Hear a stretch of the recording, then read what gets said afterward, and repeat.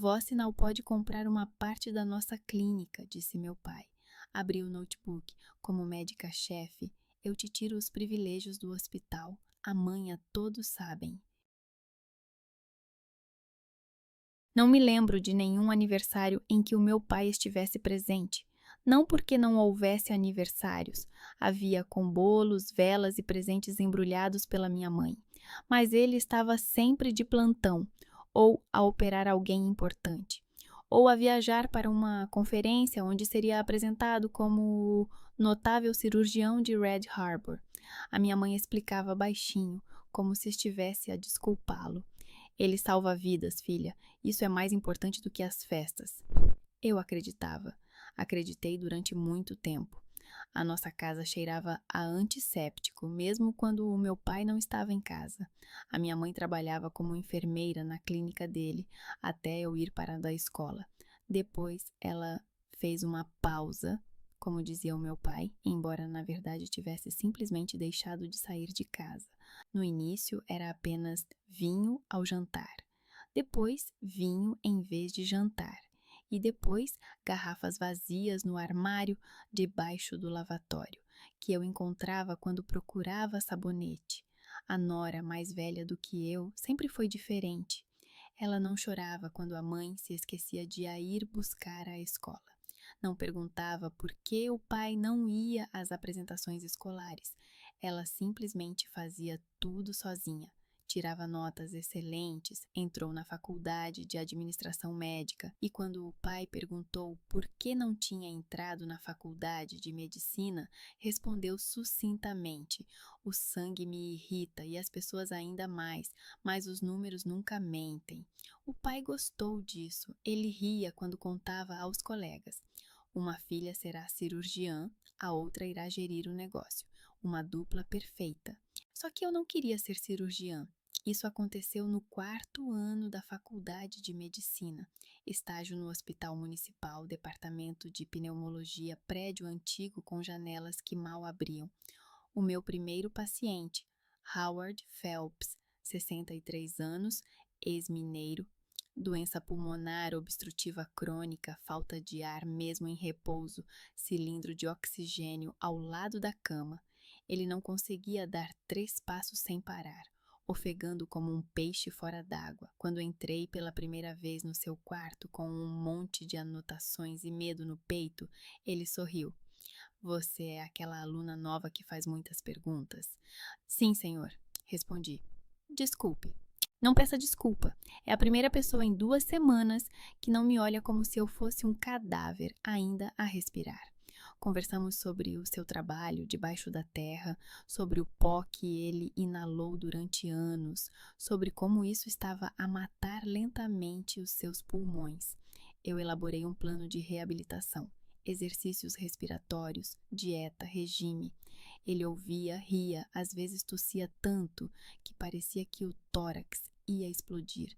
Mas ele esforçava-se, e 3 semanas depois ele atravessou o corredor sem parar. Parou perto da janela, inspirou fundo e disse: Obrigado, doutora. Eu ainda não era médica, mas naquele momento percebi o que queria ser. Quando contei ao meu pai que me especializaria em pneumologia, ele ficou surpreendido. Isso não é cirurgia, disse ele, como se eu tivesse escolhido algo insignificante. Vais apenas tratar de doentes crônicos. Onde está a emoção? Onde está o resultado? O resultado é que as pessoas respiram, respondi. Ele não contestou, apenas acenou com a cabeça e nunca mais discutiu a minha escolha, como se não estivesse lá. Quando terminei a residência, ele me ofereceu uma vaga na clínica dele. É um negócio de família, disse ele.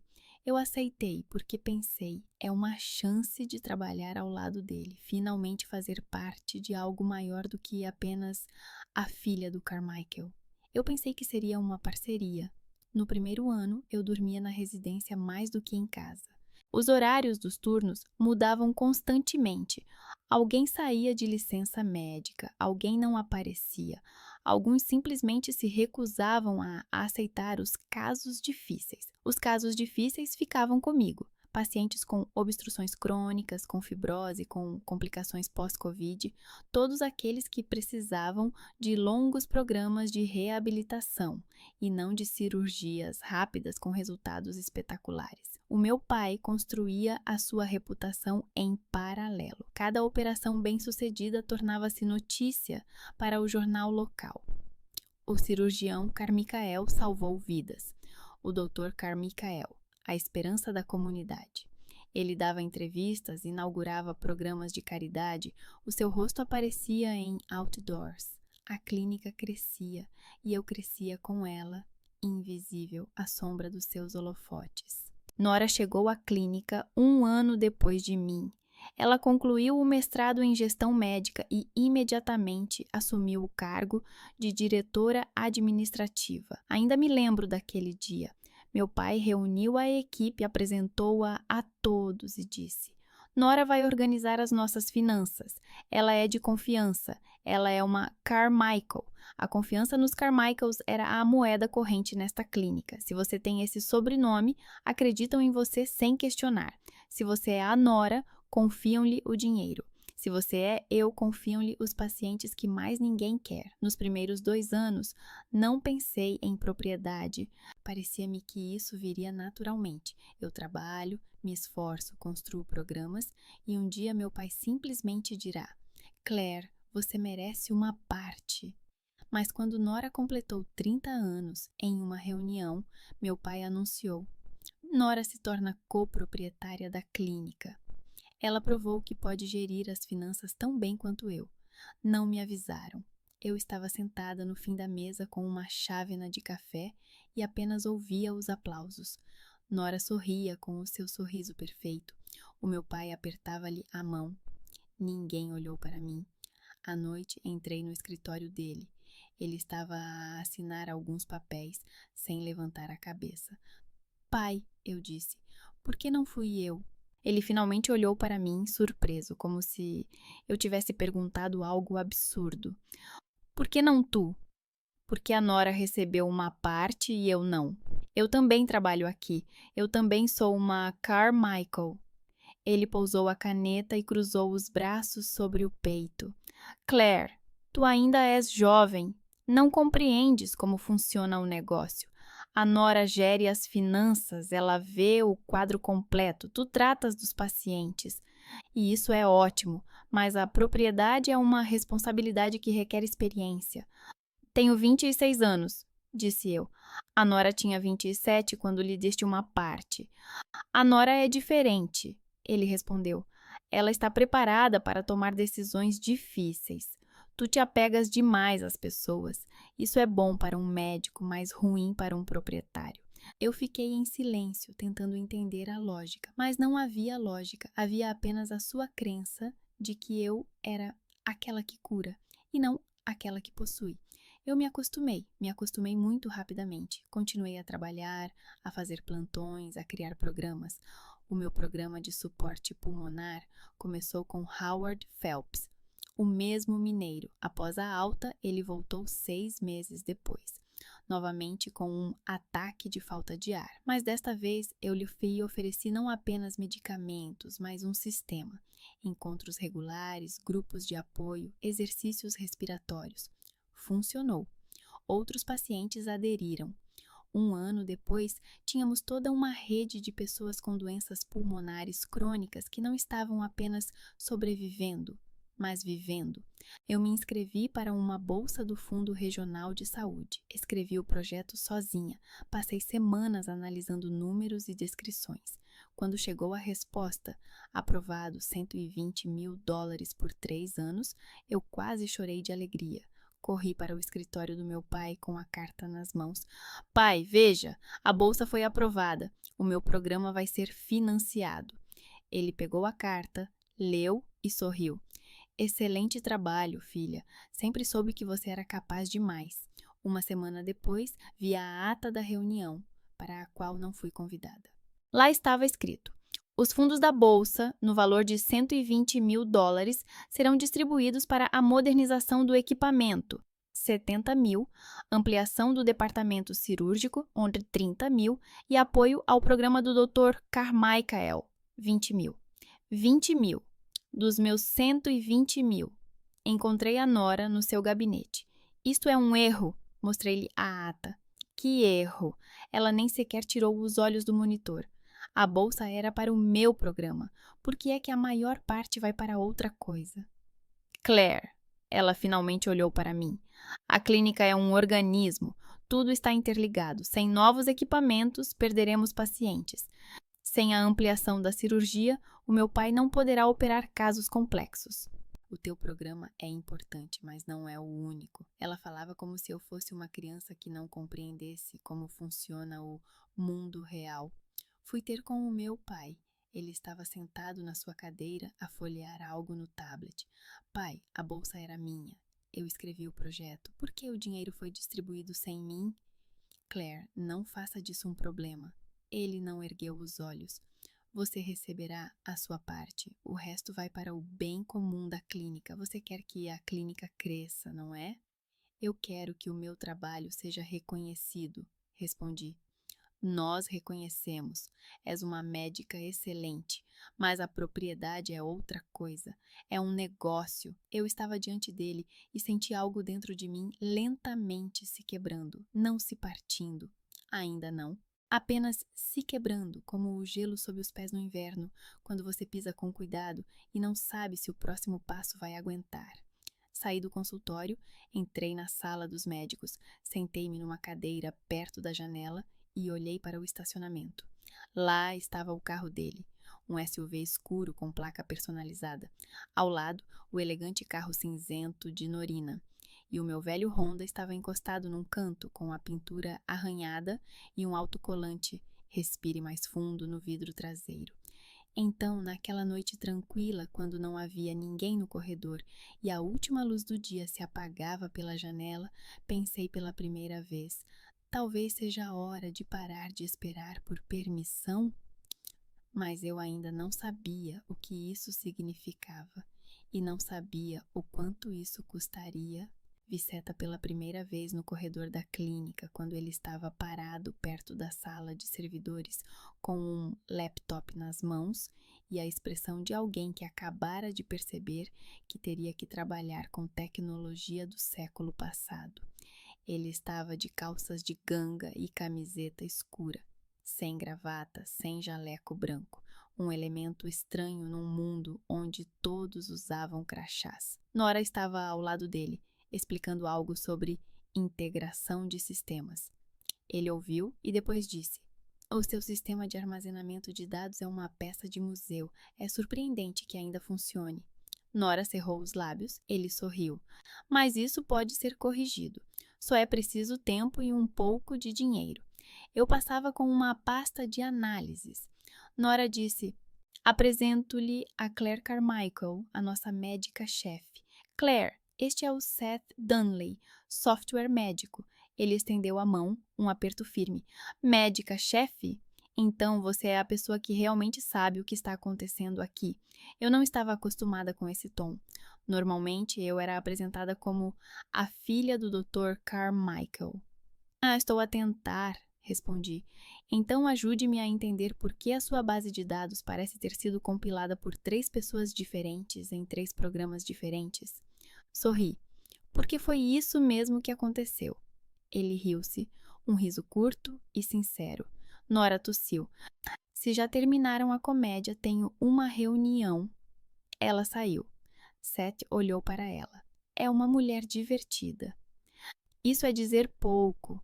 Nas semanas seguintes, ele apareceu todos os dias. Instalou o sistema, treinou a equipa, corrigiu erros. Ele não se limitou a instalar o programa. Tentou entender como trabalhamos. Uma noite, ele bateu à porta do meu escritório. Revi os dados do teu programa de suporte pulmonar. É impressionante. O que exatamente? Reduziste as reinternações em quase 40% em 2 anos. É um número significativo. Não estava habituada a que alguém analisasse o meu trabalho através do prisma das estatísticas. Obrigada. Não és uma médica comum, continuou ele. És um ativo insubstituível. Na altura, achei que era um elogio. Mais tarde, percebi que ativo significa algo que tem valor, algo que se pode possuir. Começamos a sair alguns meses depois. Primeiro cafés, depois jantares, depois fins de semana juntos. Ele falava sobre software médico, clínicas pelo país, problemas de integração. Eu falava sobre pacientes, programas, sobre como era difícil convencer meu pai de que a reabilitação não era uma perda de tempo. Seth ouvia. Ele realmente ouvia, não ficava apenas esperando sua vez de falar. Quando o apresentei ao meu pai, Gordon o avaliou como um aliado em potencial. Você vai se casar com a minha filha. Isso significa que fazes parte da família, e a família Carmichael também é um negócio. Seth acenou com a cabeça. Eu entendo. Então, ajuda-nos com a modernização. Pagamos demasiado aos empreiteiros. Seth olhou para mim, procurando aprovação. Acenei com a cabeça. Parecia-me que, se ele ajudasse a clínica, isso nos fortaleceria como casal. Ele começou a trabalhar quase de graça. Pagamento simbólico. Passava as noites a fazer relatórios, integração. Eu via-o sentado à mesa da cozinha com o portátil e pensava, ele está a fazer isso por nós. Casamos 1 ano depois. Uma pequena cerimônia, família, amigos. A nora foi madrinha. Durante o brinde, ela disse, a Claire sempre foi o coração da nossa família. Espero que o Seth a complemente com a sua inteligência. Os convidados riram. Eu apertava a taça e tentava não pensar que ela estava a insinuar que eu não era inteligente. Os primeiros meses foram simples. Pequenos almoços, turnos, noites no sofá. Falávamos sobre o futuro, filhos, uma casa maior, quando a situação se estabilizasse. Mas algures entre esses meses, algo mudou. O Seth ficava mais tempo nas reuniões com a nora. Estamos a discutir um novo sistema de relatórios. A nora quer integrar as finanças com a base. É complicado. Eu não discuti, mas depois reparei em pequenos detalhes. Mensagens da nora tarde da noite. Veja o ficheiro. Precisamos de conversar a sós. A palavra a sós me incomodou. Por que a nora está a escrever às 9 da noite? Questões de trabalho. Ela não entende os detalhes, por isso pergunta. Ela poderia perguntar durante o dia. Claire, não faça disso um problema. Comecei a ouvir a palavra problema com mais frequência. Não faças disso um problema. Estás a exagerar. É só trabalho. Surgiram reuniões privadas. A nora e eu vamos ao empreiteiro. A nora pediu uma apresentação para os investidores. Sempre a nora, sempre sem mim. Uma noite, ao ir buscar as chaves à clínica, ouvi as vozes deles no gabinete da nora. A porta estava entreaberta, a voz do Seth. Se ela não concordar, encontraremos uma maneira de contornar isso. A voz da nora. Ela vai concordar.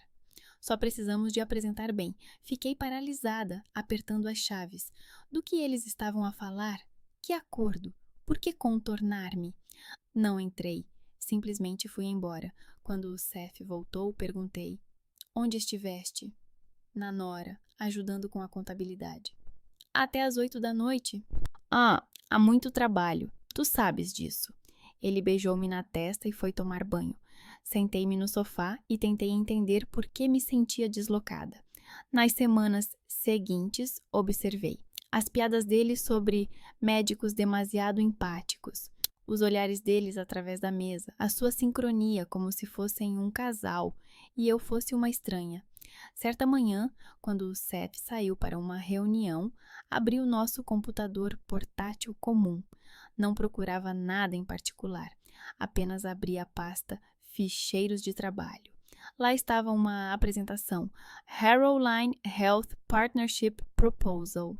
Cliquei, os slides carregaram, o logótipo da Harrowline, gráficos, descrição da clínica, finanças. Depois, o slide Ativos-chave da prática.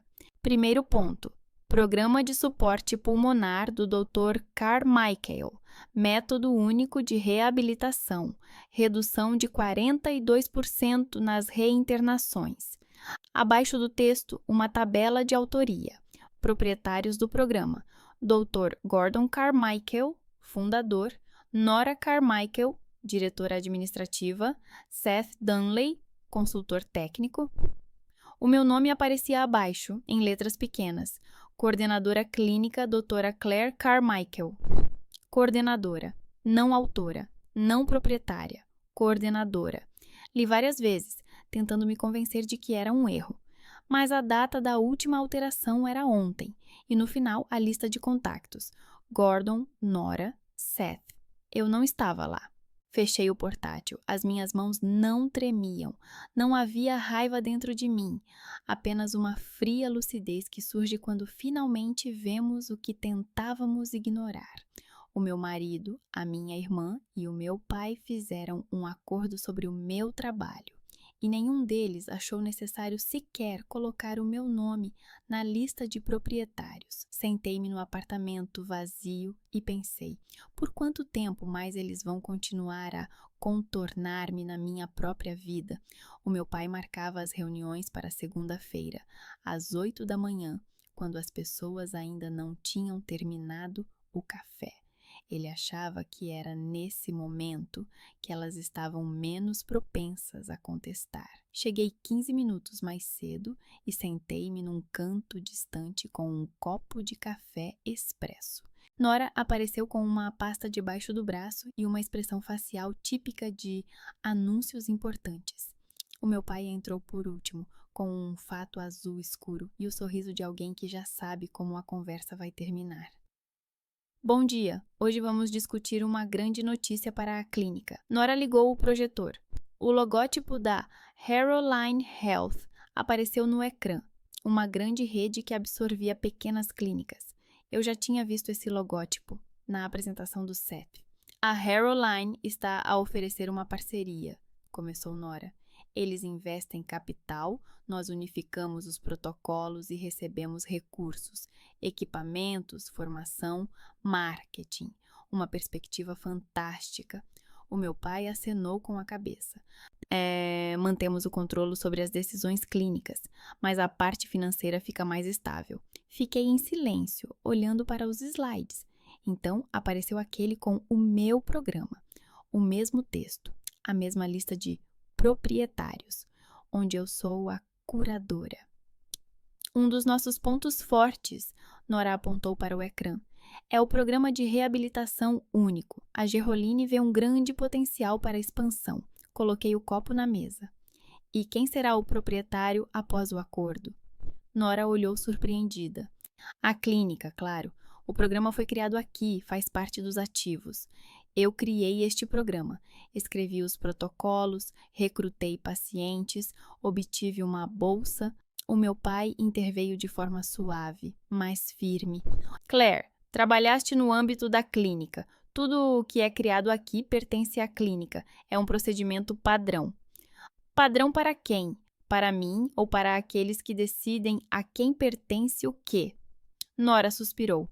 Não vamos complicar as coisas. A Harrowline oferece um cargo excelente, diretora médica, bom salário, bônus, estatuto. Mas sem participação. O novo sócio não quer dispersar o capital, explicou o pai. Eu e a Nora continuamos como fundadores. Tu recebes um cargo de gestão. É justo. Levantei-me. Quero comprar a participação.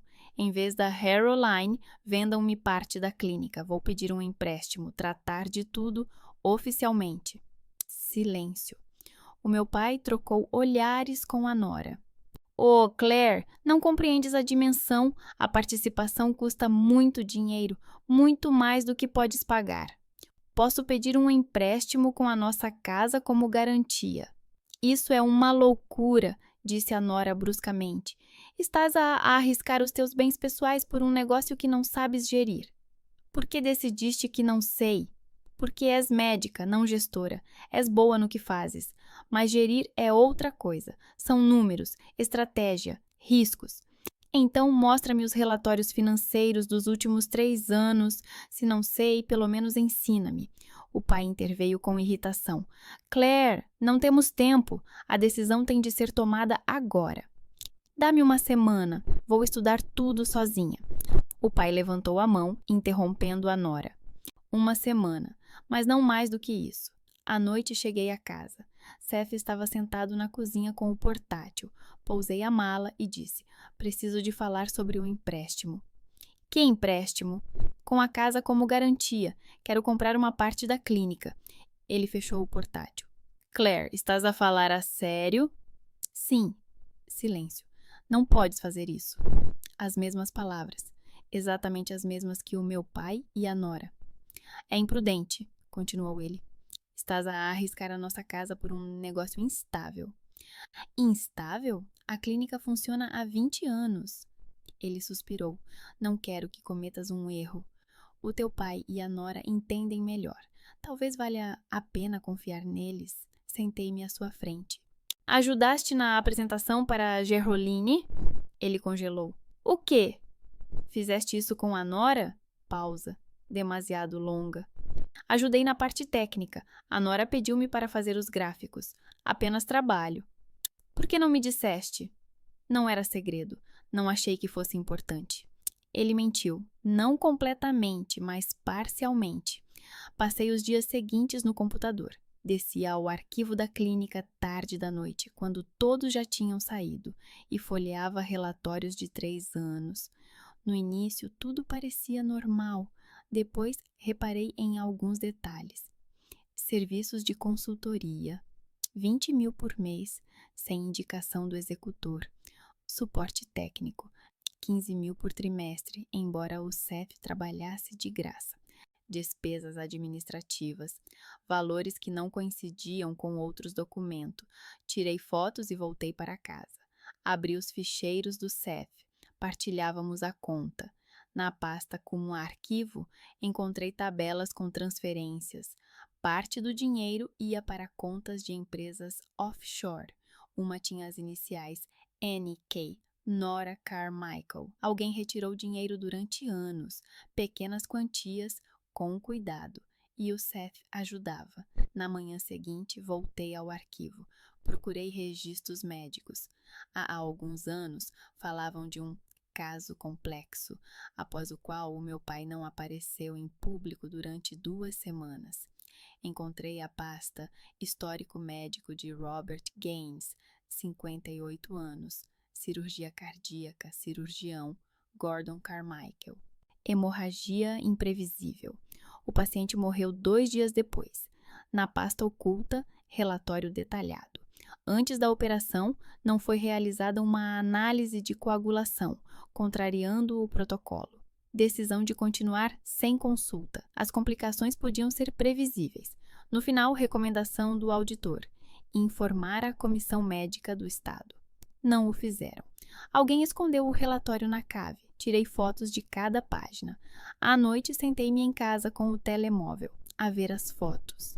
Manipulações financeiras, erro oculto, apresentação do meu trabalho como propriedade alheia. Eu tinha todas as peças do puzzle. Podia ir ter com o meu pai, exigir explicações. Ele justificava-se. Podia ir a um advogado. Isso levaria anos. Ou usar como trunfo, não para vingança, para negociação. Abri as minhas notas e comecei a escrever um plano. Claro, passo a passo, sem emoções. O que diria? Quais condições? Quais provas? Como o forçaria a concordar? Não sabia se teria coragem suficiente, mas sabia que, se não tentasse agora, ficaria para sempre aquela que espera por permissão. E desta vez, não ia esperar. Os turnos noturnos faziam a clínica parecer um edifício diferente. Durante o dia, havia um zumbido de vozes e sinais de monitores. À noite, tudo se acalmava, restando apenas sons isolados. Desta vez, eu deveria ficar até de manhã, mas o paciente estabilizou mais rápido. Terminei o exame e decidi pegar os papéis na ala administrativa, aqueles que Nora esqueceu de devolver. E subi as escadas até o 3º andar. O setor administrativo costuma ficar vazio à noite, mas um estreito retângulo de luz saía debaixo da porta do gabinete da Nora. Ouvi um gemido, um som abafado e entrecortado. Primeiro pensei: alguém está mal. Aproximei-me. A porta estava fechada, mas não trancada. Mas então ouvi a voz do Seth. mais baixo. Alguém pode ouvir. Fiquei paralisada no chão. A porta abria silenciosamente, então a abri alguns centímetros. Na mesa de Nora, onde normalmente ficavam os relatórios, agora havia papéis espalhados e a camisa de Seth. Na penumbra, vi as costas dele sobre o corpo de Nora, a blusa dela aberta, as mãos dele nos ombros dela. Os seus movimentos eram demasiado calculados para serem um erro pontual. Não disse uma palavra. Fiquei ali parada, agarrada à maçaneta fria. A Nora foi a primeira a ver-me. Parou, o seu rosto mudou, não por vergonha, qualquer coisa menos vergonha. Ela empurrou Seth com o ombro e ele se virou. Claire, soltei a maçaneta. Continuem, não quero criar problemas, certo? Seth pulou da mesa, tentando abotoar as calças. Nora puxou a blusa. Isso, ele começou. Isso aconteceu uma vez. Nora exalou rapidamente. Apenas um dia difícil, muita tensão. Uma vez, repeti. Claro, e todo o resto? Pré-concebido? Seth deu um passo em minha direção. Claire, ouve, isso é um erro. Vocês, corrigi. Não nós. Olhei para ele procurando alguma coisa nos seus olhos. A culpa estava lá, mas misturada com medo. Não por mim, mas por ele mesmo. Isso não tem nada a saber com você como médica, interveio Nora em tom profissional. Não misture o pessoal com o profissional. Eu ri brevemente. Vocês já misturaram tudo por mim. A cama, as finanças, as apresentações. Nora cerrou os dentes. Sem histerismos. Somos adultos. Aconteceu. Vamos resolver isso. Vocês já resolveram. Sem mim. Saí sem bater a porta. Não queria dar a eles o prazer de ver um gesto teatral. Fiquei sentada no carro no estacionamento por um longo tempo.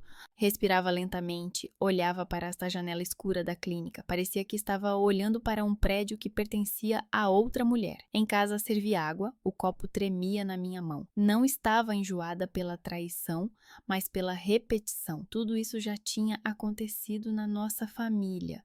Tirei da gaveta uma velha caixa de papelão da minha mãe com papéis antigos.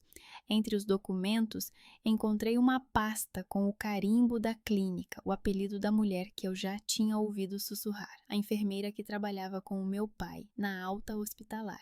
Acidente de viação, álcool no sangue. Depois, relatório interno, queixa de relações não profissionais entre Gordon e a funcionária, recomendações para a comissão disciplinar e uma carta do advogado.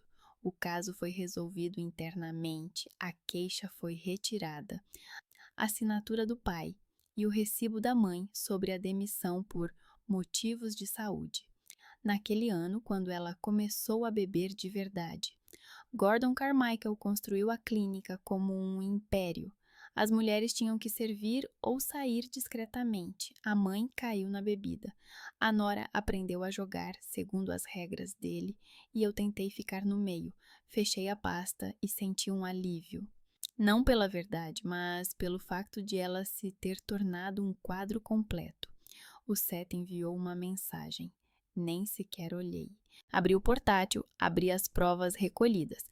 Fotos de relatórios financeiros, transferências para contas duvidosas, um caso médico oculto, uma apresentação com o meu programa como um ativo alheio. As lágrimas não vieram. Veio uma clareza firme. Abri um novo documento e escrevi. O objetivo é obter uma parte e poderes reais. Depois, ferramentas. Escrevi ponto por ponto. Relatório oculto sobre o erro do meu pai, documentos financeiros sobre a retirada de fundos, o facto da ligação entre Seth e Nora, que levanta questões sobre a transparência das decisões. A seguir, riscos. Serão chamada de traidora. Os boatos se espalharão. A clínica perderá a reputação. A minha carreira estará em risco. Anotei cada risco e ao lado a pergunta: o que acontecerá comigo se não fizer nada? A resposta é mais simples. Ficarei sem participação, sem voz num casamento em que sou negociada. Escrevi. Estratégia. Sem cenas emocionais, sem gritos, silêncio e portas fechadas. Preciso de um momento em que todos, meu pai, Nora, Seth, estejam juntos. A reunião do conselho na Harrow Line era perfeita. Escrevi o que diria, quais documentos mostraria, quais deixaria em reserva. Como vou propor o acordo? Eles vendem a participação por uma avaliação adequada, registram os direitos autorais do programa, concedem poderes. Em troca, não levo a história à comissão e à imprensa. Por último, opções de reserva. O que farei em caso de recusa? A quem recorrer? Que advogados vou contratar?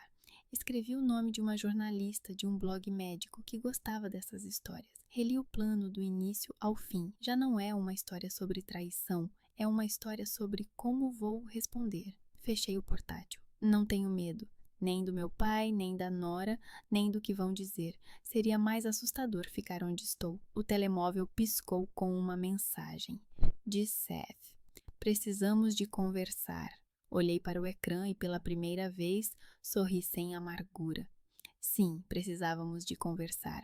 Mas desta vez, nos meus termos. A reunião do conselho começou com um déjà vu.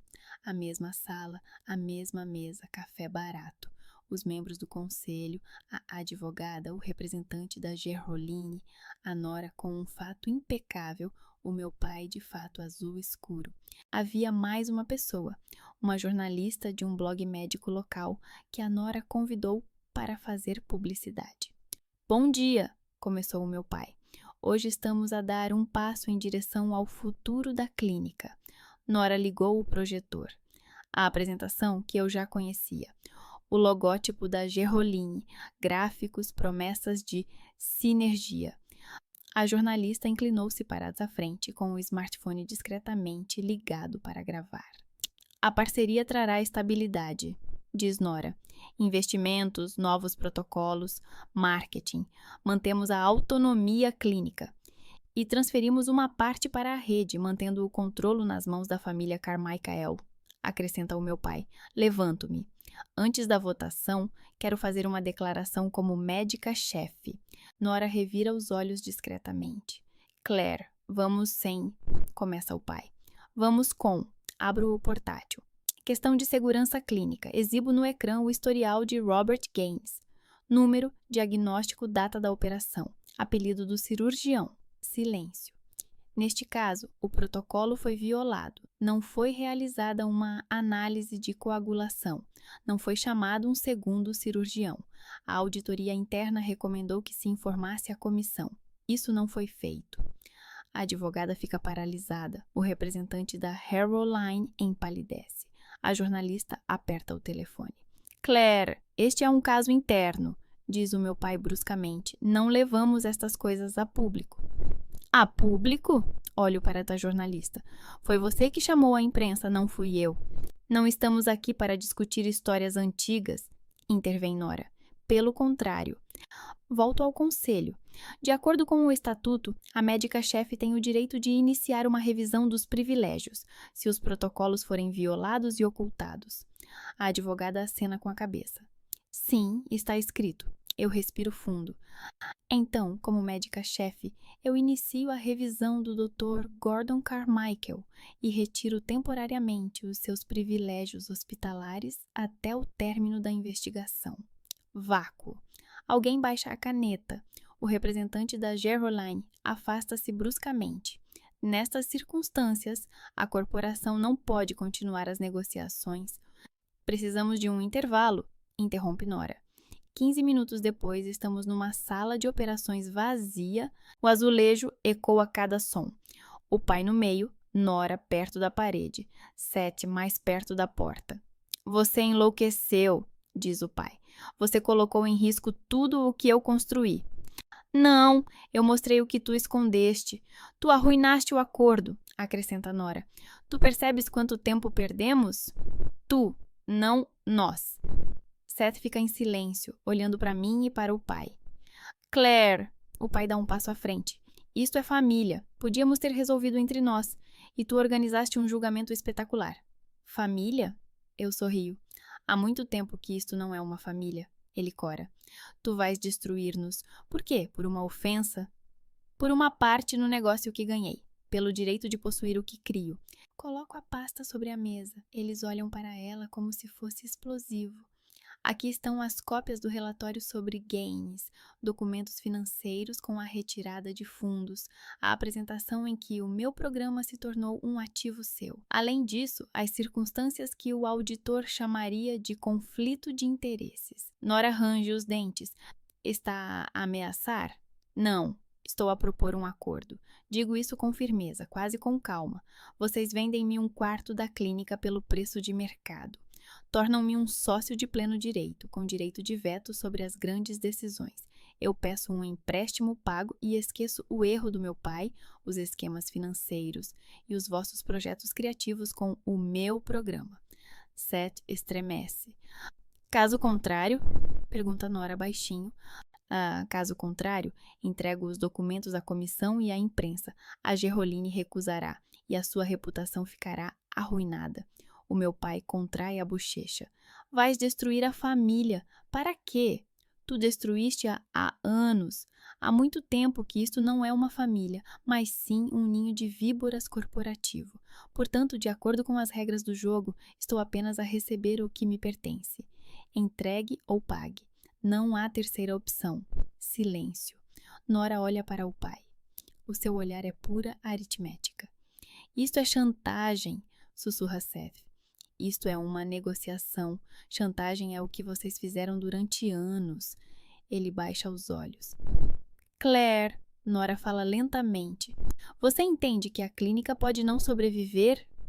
Entendo, mas não vou mais ser a única a pagar pelas suas decisões. A advogada está parada na porta. O que vocês estão a propor é legalmente possível. A questão é apenas o preço e as condições. O pai olha para ela. Está do lado dela? Estou do lado da lei. Se a senhora Carmichael entregar os documentos, as consequências serão graves. Não vou assinar, resmunga o pai. Não vou abrir mão de parte do que construí. Então corre o risco de perder tudo, diz Nora secamente, e nós junto com você. Ele olha para ela. Pela primeira vez, vê não uma filha obediente, mas uma parceira com seus próprios cálculos. Podemos discutir a porcentagem. Um quarto é muito. Um quarto é o mínimo. Caso contrário, não começamos. A negociação se prolonga. Eles tentam baixar a aposta, oferecem cargos, bônus. Eu repito, participação, parceria, direito de veto. Aparecem os números do custo, um empréstimo enorme por 10 anos.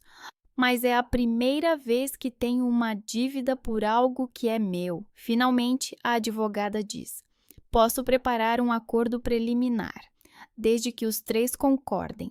3. Ela conta-me como um deles. Eu não... O meu pai cede, olha para o Nora e para o Seth, vê medo. Está bem, preliminar. Ainda não sou obrigado a assinar o definitivo. Claro, teremos tempo para pensar em tudo. A advogada preenche rapidamente o formulário, insere as percentagens, estipula o direito de resgate posterior. No papel aparece Dra. Claire Carmichael, sócia da prática com uma participação de 25% e direito de veto sobre decisões estratégicas. Olho para as palavras e sinto algo se mexer no meu peito. Não é euforia. É um clique silencioso de uma fechadura no lugar certo. O meu pai assina primeiro. A sua mão treme um pouco. Depois, a Nora assina rapidamente. O Seth assina por último, com uma assinatura pequena, como se estivesse a esconder-se. Pego na caneta. Hesito por um momento. Cenas passam diante dos meus olhos. Howard Phelps, a mãe com a garrafa, Nora e Seth. O pai atrás da tribuna. Assino. A advogada leva os papéis.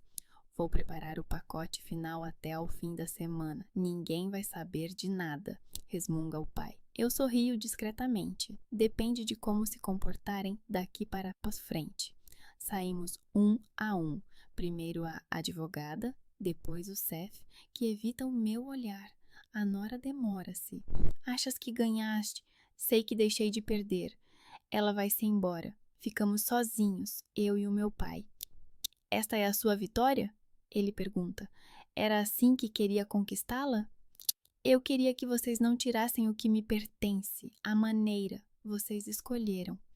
Ele olha para mim por um longo tempo com dificuldade. No seu olhar, vejo cansaço e mágoa. Carmichael não trai a família. Lembras-te? Lembro-me.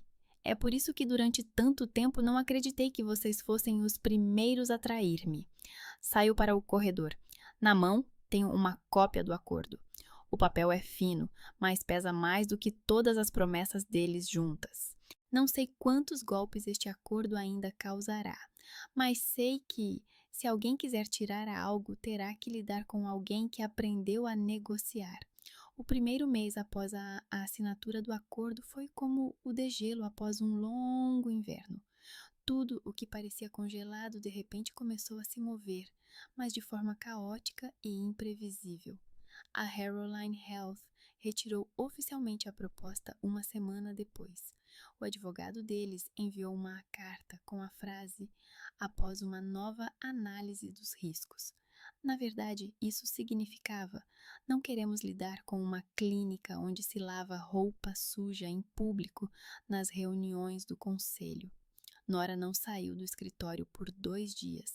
O meu pai apareceu na clínica apenas uma vez para recolher os seus pertences pessoais da sala de operações e passou por mim no corredor sem levantar os olhos. O Seth enviou uma mensagem: "Preciso de tempo para pensar.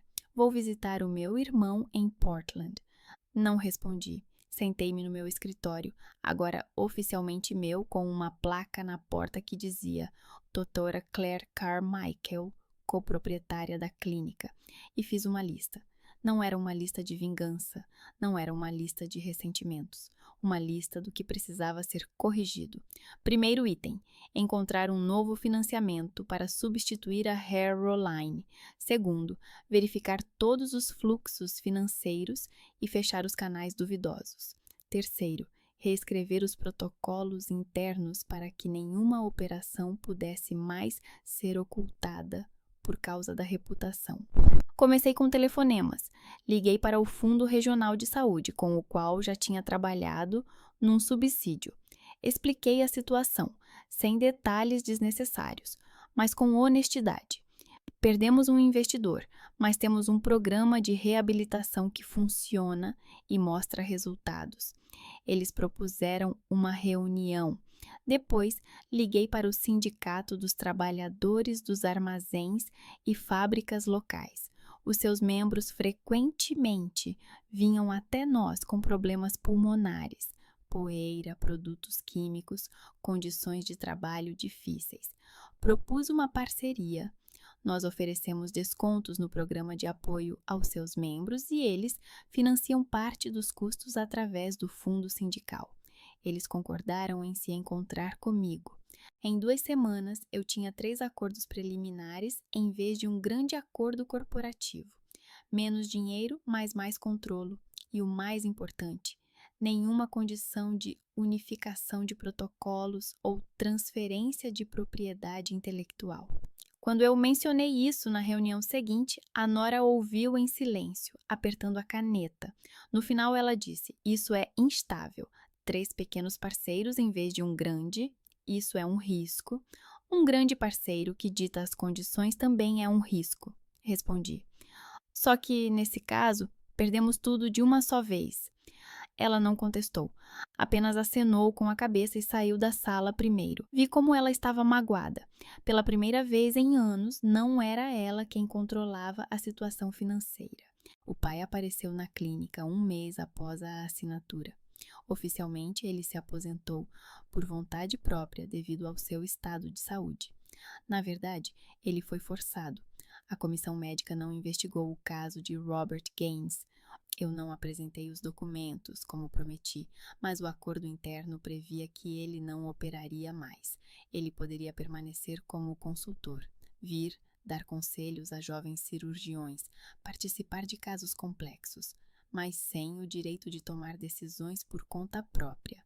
Quando o vi pela primeira vez após o acordo, ele estava no corredor, perto do seu antigo consultório, e olhava para a nova placa. Dr. Emil Chandler, cirurgião. O jovem médico que contratei há 1 mês talentoso, sem ambições de se tornar uma lenda, apenas um profissional honesto. Tu substituíste-me, disse o meu pai, sem se virar. Contratei um cirurgião, respondi. A clínica precisa de um cirurgião. Ele virou-se, o rosto envelhecido, cansado, uma pessoa que estava habituada a ser o centro e agora se tornara periférica. Achas que isso é justo? Eu queria dizer sim. Queria enumerar todos os anos em que ele decidia por mim, usava o meu trabalho, escondia os erros, mas em vez disso apenas disse: acho que é necessário. Ele acenou com a cabeça, virou-se e foi-se embora. Não voltamos a falar sobre justiça. O divórcio com o Seth foi rápido. Ele não contestou, não tentou dividir os bens. Simplesmente assinou os papéis e mudou-se para Portland, onde encontrou um emprego numa startup. Às vezes enviava cartas, secas, com notas de arrependimento que soavam mais como justificativas. Eu não queria que isso acontecesse. Eu achava que estava a fazer o melhor para todos. Talvez um dia possamos conversar como amigos. Eu não respondia, não porque eu odiava, simplesmente não via sentido em manter contato com uma pessoa que escolheu a aliança com a nora, em vez da honestidade comigo. Mas uma vez, ao passar pela casa da nora, vi acidentalmente o carro dele na garagem. Era tarde da noite, as luzes estavam acesas nas janelas. Não parei, apenas continuei a andar. Eles continuavam juntos, numa configuração que eu já não queria entender. A minha mãe tornou-se uma aliada inesperada. Quando o escândalo na família veio à tona, embora não na imprensa, mas no círculo de amigos próximos, ela começou a falar normalmente pela primeira vez em anos. Não sobre o meu pai, sobre ela mesma. Sentamo-nos na cozinha do seu pequeno apartamento, para onde ela se mudou após o divórcio de Gordon há 10 anos, mas onde, na verdade, nunca começou a viver. Ela segurava o vinho com as 2 mãos e olhava para mim como se estivesse a ver-me pela primeira vez. Eu pensei que você seria como eu, disse ela baixinho, que você também iria quebrar. Você não quebrou, respondi. Você sobreviveu. Ela abanou a cabeça. Eu bebia. Eu fugia, isso não é sobreviver. Mas ainda estás aqui, disse eu. Isso significa que podes começar de outra forma. 2 semanas depois, ela concordou em fazer um programa de tratamento para a dependência do álcool. Ajudei-a com a documentação, levei-a às reuniões. Às vezes apenas sentava-me ao seu lado quando ela estava a passar por momentos difíceis. Uma nova proximidade crescia entre nós. Não uma idílica relação mãe-filha, mas algo diferente. 2 mulheres que sobreviveram num mesmo sistema e agora tentavam descobrir quem poderiam ser fora dele. Na clínica também havia muitas mudanças. Reescrevi os protocolos financeiros, introduzi um sistema de relatórios transparente, onde cada transferência tinha de ser justificada. Nora resistiu no início, depois aceitou. Ela continuou como administradora, mas agora todas as grandes decisões passavam pelo conselho de sócios, onde eu tinha direito de veto. Um dia, um homem de cerca de 35 anos, com um uniforme azul desgastado de paramédico, bateu à minha porta. Tinha cabelos grisalhos nas têmporas e um sorriso irônico. Doutora Carmichael, sou Lenny Rauter. Fui convidado para uma entrevista para uma vaga no programa de suporte pulmonar. Lembrei-me do currículo dele. Ele trabalhava como paramédico em pequenas clínicas, lidando com a reabilitação de pacientes após acidentes vasculares cerebrais e lesões. Não tinha experiência em pneumologia, mas a abordagem era correta. Não tratar a doença, mas ajudar a pessoa a viver com ela. Por que quer trabalhar aqui? Perguntei. Ele encolheu os ombros. Porque o vosso programa é o único que não finge que os pacientes crônicos vão recuperar-se, mas diz honestamente, vamos ajudá-lo a respirar melhor. Isso é raro. Ele passou a fazer parte da equipa 1 semana depois. Trabalhamos juntos na expansão do programa, grupos de apoio, exercícios respiratórios, ensinando os pacientes a viver com limitações. Lenny tinha um dom estranho. Ele falava com as pessoas como se elas não fossem pacientes, mas apenas pessoas com um problema incômodo, sem pena, sem drama. Certa manhã, quando estávamos a analisar mais um caso complicado enquanto tomávamos café na sala dos médicos, ele disse: "Não se parece com os Carmichael, de quem todos aqui falam." Eu sorri. "Nem quero ser parecida." "Isso é bom", respondeu ele. "Ser você mesma é sempre melhor do que ser uma cópia de outra pessoa." Não era um flerte, apenas uma constatação, mas fiquei aliviada por alguém me ver não como a filha do Gordon ou aquela que causou o escândalo, mas como a médica Claire, que simplesmente faz o seu trabalho. O primeiro trimestre lucrativo após a reorganização terminou no final do verão. Eu estava sentada no escritório com o relatório financeiro diante dos olhos e relia os números pela terceira vez, sem acreditar. A clínica não apenas sobreviveu, como apresentou um crescimento pequeno, apenas 8% em relação ao ano anterior, mais estável. As novas parcerias funcionaram. Os programas traziam pacientes, a transparência financeira reduziu as despesas com necessidades administrativas, que antes iam para lugar nenhum. Imprimi o relatório, coloquei-o numa pasta e fui até a Nora. Ela estava sentada à sua mesa, folheando algo no tablet. Olhou para cima quando entrei. "Relatório trimestral", disse eu, colocando a pasta à sua frente. Ela abriu-a e rapidamente percorreu as páginas com os olhos. O seu rosto não mudou, mas os seus dedos apertaram o tablet com um pouco mais de força. "Mais 8%, disse ela finalmente. "Nada mal." "Pensei que dirias, 'eu bem disse'", respondi. Ela olhou para mim. Não havia ódio no seu olhar, mais cansaço e algo parecido com aceitação. "Não gosto sempre de estar errada", disse ela, "mas às vezes é útil." Saí do seu gabinete e, de repente, senti algo dentro de mim se soltar. Não era uma vitória, não era um triunfo, era apenas uma compreensão silenciosa e tranquila. Eu tinha feito o que queria, não tinha quebrado o sistema. Eu o tinha reconstruído. Agora precisava entender o que fazer a seguir. O ano passou como se o tempo tivesse finalmente encontrado o ritmo certo. Não muito lento para ficar preso no passado, nem muito rápido para perder as mudanças. A clínica não se parecia mais com a monarquia paterna, onde uma pessoa decidia o destino de todos. Agora era uma estrutura com protocolos claros, decisões em equipe e finanças transparentes. As reuniões aconteciam uma vez por semana, cada sócio tinha direito a voto, e as grandes decisões só eram tomadas após discussão.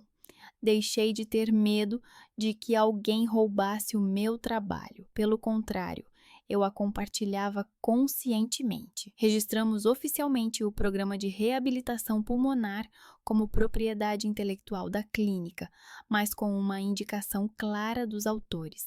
O meu nome estava em primeiro lugar, seguido dos nomes de todos os que trabalharam no desenvolvimento dos protocolos. Lenny Rauter, o novo técnico de saúde, acrescentou uma secção sobre técnicas respiratórias.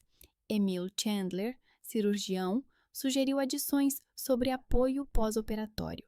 Já não era o meu programa, era o programa da equipa, e foi por isso que se tornou mais forte. Um dia, uma representante da Associação Médica do Estado contactou-me.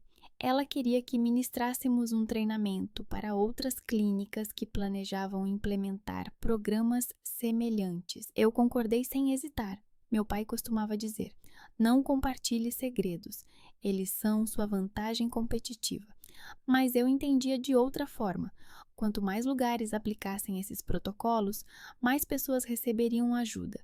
E isso é mais importante do que a vantagem competitiva. Lenny apareceu na minha vida discretamente, como uma pessoa que não tenta ocupar muito espaço. No início eram momentos de trabalho. Discutíamos juntos sobre os pacientes, ele partilhava as suas observações, eu corrigia as prescrições. Depois, ele começou a me levar para casa depois dos turnos da noite. De qualquer maneira, é na mesma direção. Depois, começamos a tomar café da manhã juntos na sala dos médicos. Quando os horários coincidiam, ele contava histórias do seu trabalho anterior, às vezes engraçadas, às vezes tristes. Eu me pegava esperando por essas conversas. Uma noite, quando estávamos sentados no carro dele em frente à minha casa, após um turno particularmente exaustivo, ele disse: "Posso beijar-te? Ou será estranho considerando que somos colegas?" Eu ri, pela primeira vez naquele dia. "Tenta, vamos ver se vai ser estranho." Ele beijou-me. Não foi uma explosão de paixão como nos filmes, apenas caloroso, tranquilo e sincero. Quando nos afastamos, eu disse: "Não é estranho." "Tudo bem", ele sorriu. "Então podemos repetir algum dia. Não planeamos um casamento, não fizemos grandes promessas, não falamos sobre um futuro juntos para sempre. Apenas estávamos juntos nas pequenas coisas. Ele substituía-me no trabalho quando eu precisava de ir visitar a minha mãe. Eu enviava-lhe fotos engraçadas de raio-x com a legenda: 'Olha o que as pessoas fazem com os seus pulmões.' Não morávamos juntos, cada um ficava no seu espaço, mas as portas entre nós estavam abertas. Não era um grande amor, mas era uma proximidade honesta, sem manipulações, sem planos ocultos, sem a sensação de que alguém estava a usar-nos para o seu próprio jogo. Uma vez, quando estávamos sentados na cozinha da minha casa e analisávamos o caso de um paciente com bronquite crônica, Lene disse: "Sabes que temos uma relação normal, sem dramas, sem tu não me compreendes, sem discussões à meio da noite." Eu acenei com a cabeça. "Eu sei, é estranho depois de tudo o que passei." "Não é estranho", ele contestou. "É simplesmente bom." E eu acreditei nele. As relações familiares continuavam complicadas, mas sem conflitos. O meu pai vivia na Reforma, numa pequena casa nos arredores da cidade. Já não operava, mas às vezes aconselhava jovens cirurgiões à distância. Ele raramente falava comigo. Ligava uma vez a cada poucos meses, geralmente com perguntas sobre a sua própria saúde. "A minha pressão está a subir novamente. O que me aconselhas?" Ou: "Dizem que é preciso fazer um exame cardíaco. Na tua opinião, a quem devo recorrer?" Eu respondia profissionalmente, sem emoções desnecessárias. Dava recomendações, às vezes enviava contactos de especialistas, às vezes algo humano transparecia nas nossas conversas. Ele perguntava como estavam as coisas na clínica, se estava tudo bem. Eu respondia brevemente, sem entrar em detalhes. Ele nunca reconheceu que eu estava certa. Não dizia desculpa ou fizeste a coisa certa. Mas na sua voz, quando agradecia pelo conselho, havia o cansaço silencioso de uma pessoa que finalmente tinha desistido de lutar.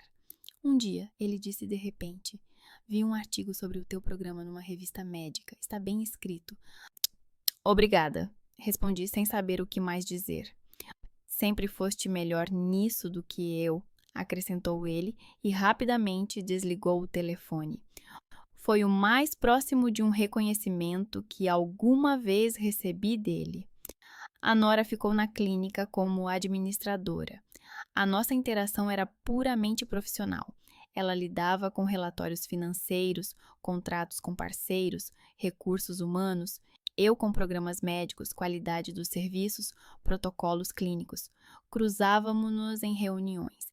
Às vezes trocávamos algumas palavras nos corredores, sem qualquer proximidade, mas também sem qualquer hostilidade aberta.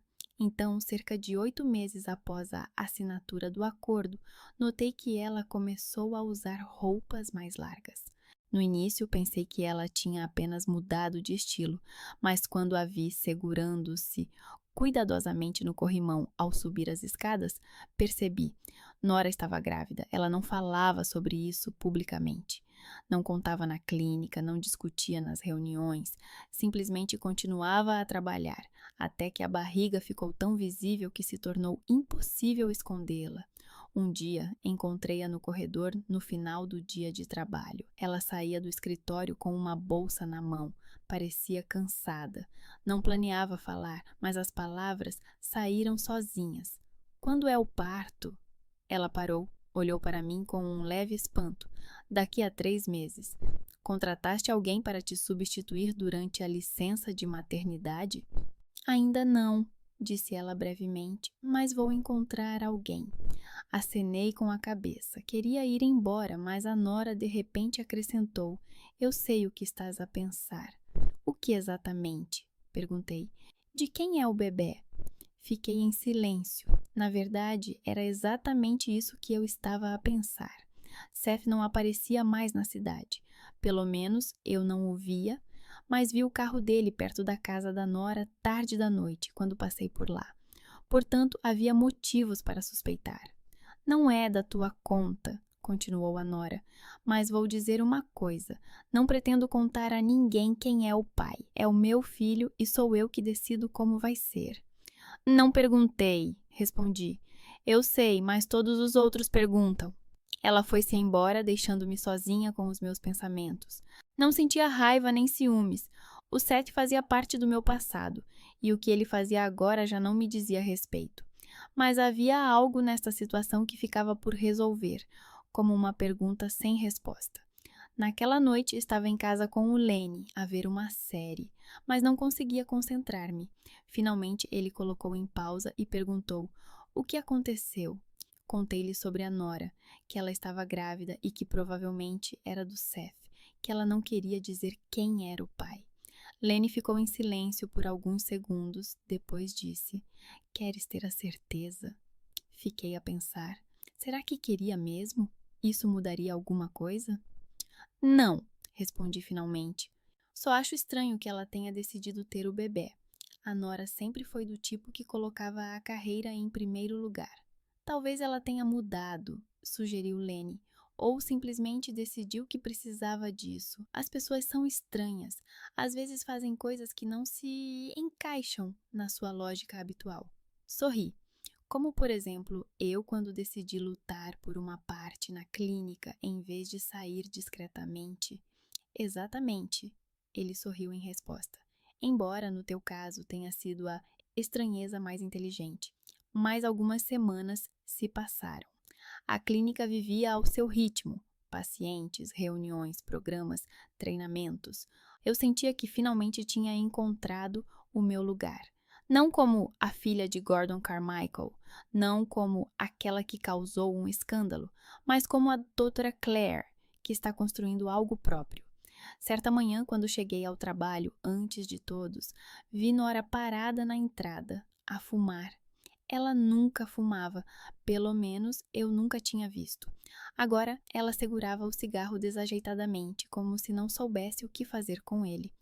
Você está grávida, disse eu, parando ao lado dela. Eu sei, respondeu ela, sem olhar para mim. É a primeira vez e a última.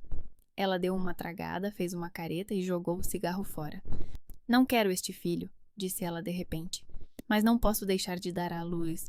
Não sabia o que responder. Foi a expressão mais sincera que já ouvi dela. Por que estás a contar-me isso? Perguntei. Ela finalmente olhou para mim. Porque és a única que não vai tentar convencer-me de que ser mãe é uma felicidade, ou que vou entender tudo quando der à luz.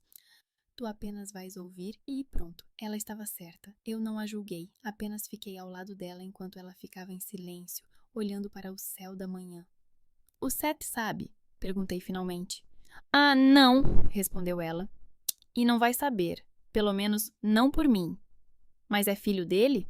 Ela ficou em silêncio, depois acenou com a cabeça quase imperceptivelmente. Sim, mas ele não quer ser pai, e eu não quero que ele seja. Então, é meu filho, só meu. Senti uma estranha mistura de emoções, compaixão, surpresa, algo parecido com respeito. A nora sempre foi aquela que controlava tudo. Agora, ela estava numa situação em que o controlo era impossível e decidiu aceitar isso à sua maneira. Se precisares de ajuda, disse eu, posso recomendar um bom obstetra. Ela olhou para mim com um leve espanto. Obrigada. Não voltamos a falar sobre isso, mas algo entre nós mudou. Não era amizade, não era reconciliação. Era apenas o reconhecimento de que ambas éramos mulheres a tentar sobreviver num mundo onde as regras eram escritas por outros e, por vezes, a única forma de sobreviver era reescrever essas regras. Naquela noite, eu estava sentada no meu escritório, olhando para uma fotografia em cima da mesa. Era uma foto da equipa do nosso programa. Eu, Lene, Emile, duas enfermeiras que trabalhavam com os pacientes. Estávamos todos a sorrir, um pouco cansados após um longo dia, mas satisfeitos. Pensei que, um ano atrás, não poderia imaginar-me ali, não poderia imaginar que teria uma participação na clínica, uma equipa que me apoia e uma pessoa ao meu lado que não tentasse me mudar. Pensei no meu pai, que construiu o seu império e acabou ficando sozinho, na nora, que jogava segundo as regras dele e agora carregava uma criança que ninguém deveria saber, no Seth, que fugia das responsabilidades e provavelmente continuaria fugindo por toda a vida. E então pensei em mim mesma, sobre o facto de ter escolhido outro caminho, não um império, não um culto à personalidade, apenas trabalho honesto, relações honestas e o direito honesto de possuir o que crio, e isso era suficiente. O telemóvel vibrou. Mensagem do Lene: ainda estás no trabalho? Passo aí daqui a meia hora. Preparei o jantar. Sorri e respondi: estou à tua espera. Lá fora escurecia. A cidade adormecia. A clínica esvaziava-se. Levantei-me, apaguei a luz e fui para a saída, deixando para trás o consultório, onde estava uma pasta com um novo projeto: a expansão do programa para as áreas vizinhas. Amanhã será um novo dia, novos pacientes, novos desafios.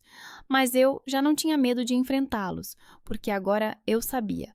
Quando se joga pelas suas próprias regras, é impossível perder. Só se pode aprender a jogar melhor.